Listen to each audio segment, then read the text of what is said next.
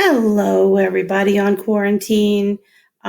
Here I am with my cat. This is my kitty cat named Cece, and I can't seem to get her off of my lap right now. She just jumps right back on. So she's going to join us and be our special guest for the video here. What I want you guys to do is to continue working on the Bieber Beware Lab. I've added a lot more pictures to that, and let me pull it up and show you.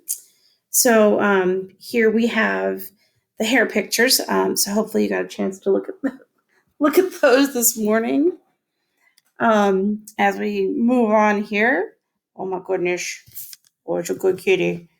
As we move on here, we've got all the pictures for the fibers are here. These are the microscopic fiber characteristics.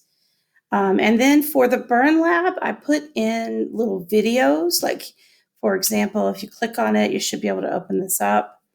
If you just click on it, it will open. It should open.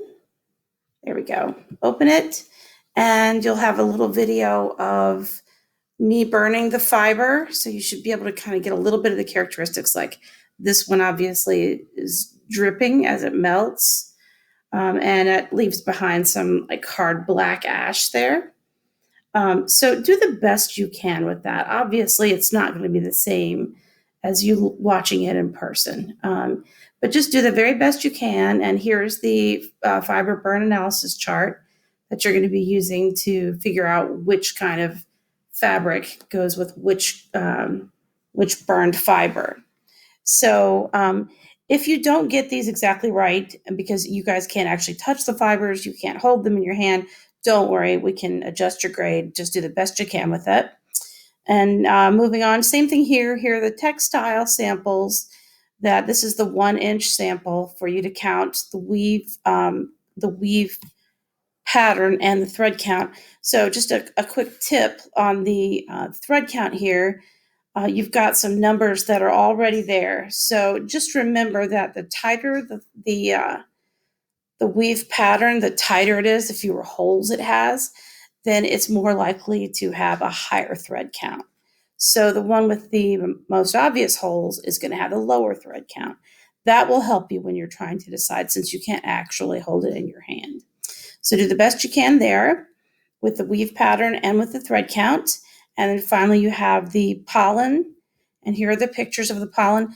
These black circles are actually air bubbles that are in. I use fingernail polish to keep the pollen on the slide, and then I put the cover slip on top. So it did capture some air bubbles, but the pollen itself is also on there. So like these little green things here, that's the pollen.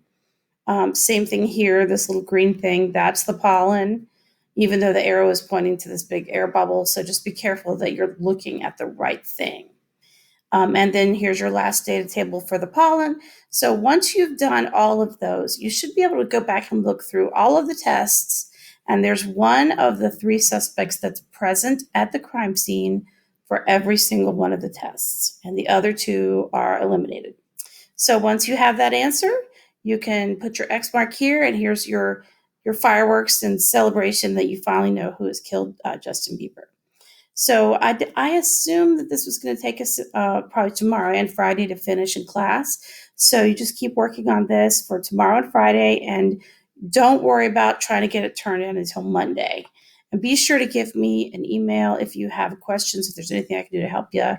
Again, don't worry too much about if you're having trouble because you can't hold the things in your hand. Obviously, it's going to be harder.